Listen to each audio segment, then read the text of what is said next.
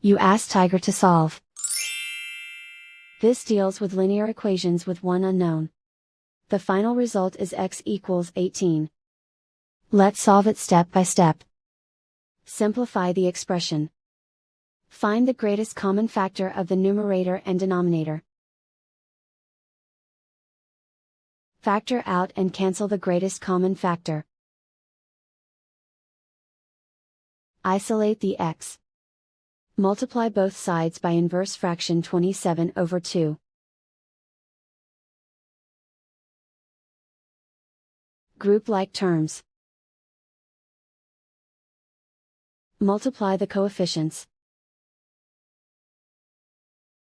Simplify the fraction. Multiply the fractions.